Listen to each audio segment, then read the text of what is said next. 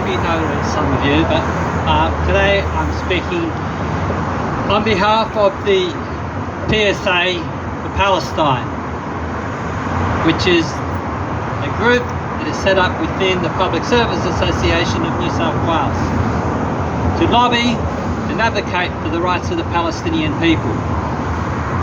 But before I do that, I just really also want to acknowledge the fact that on the lands of the Warramai and Wabakal peoples, and acknowledge the sovereignty that they have never ceded in their struggle for land rights and dignity. And also note that the Palestinian people have never ceded also their rights to their land. Yes.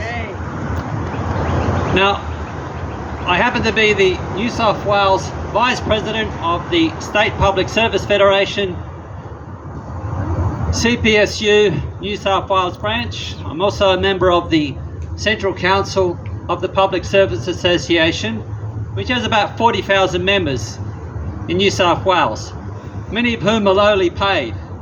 You'll go across the road there to the TAFE and you'll find that the lowly paid people who work in the kitchens, in the catering school, the people that are the support officers, the people that get your students enrolled, they're the people that we cover, the hard-working people. Now, our union, Public Service Association, has a long tradition of support for international solidarity. In our Central Council rooms where we meet, there's a poster on the wall that says, "Peace is union business. Palestine is peace. Palestine is union business." Last December, we put forward a motion to our union that had been moved by our comrades in the State Library of New South Wales. Unanimously moved motion calling on the trade union movement to call for an end to what they accurately described as the genocide occurring in Palestine. And also calling for the Australian government to immediately, and the trade union movement to immediately demand and call for a ceasefire.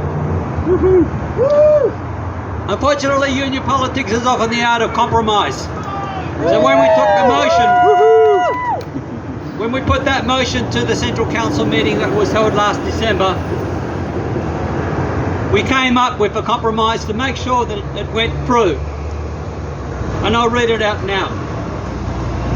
That the PSA Central Council stands with the ACTU and with the International Trade Union Confederation in calling for an immediate de-escalation and ceasefire between Israel and Palestine. We call on the Australian government to exercise all avenues of diplomacy to stop the bombing and ground assault by Israel into Gaza and call for an immediate ceasefire. We stand with the Australian movement in condemning war, the killing of innocent civilians, especially children, violence and racism, including Islamophobia, and anti-Semitism. Now that motion was moved and endorsed unanimously by over 40 delegates elected from around the state, covering very, very conservative workplaces such as prisons, and also radical places like New South Wales State Library and librarians in general.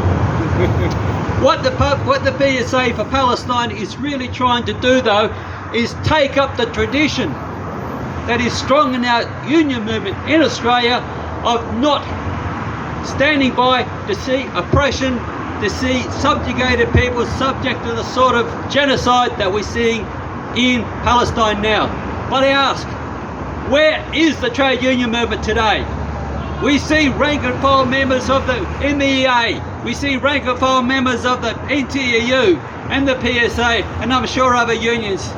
But where are our union officials, with a few exceptions such as people from the Maritime Union of Australia who are trying to stop the arms ships going to Israel?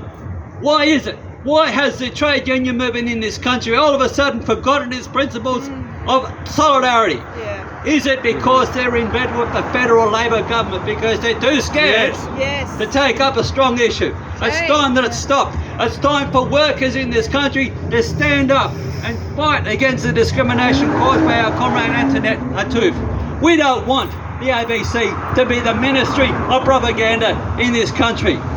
Yes. The other thing that we're also, an allusion was made to the fact that workers and people in schools are being intimidated. One of the other things that the PSA for Palestine is trying to do is make it that people who wear their kefis, their symbols, like our comrade Mark is wearing today, to wear the symbols of their national operation, are allowed to wear it at work, are allowed to express their solidarity with the people of Palestine and not be subject to code of conduct and the threat that they could lose their jobs.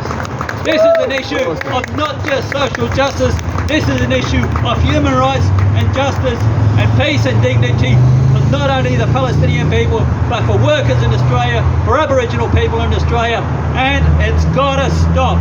It's showing that we're not out of kilter. We can get a motion like that, okay, it's limited, but it's unanimously passed. We can get a motion like that through a union of 40,000 people, which is their representative of the workers in this state. Why? Because we are with the majority. We are with the 85% of people in this country who support the Palestinian people and who want this genocide that is happening now to stop. Thank you very much.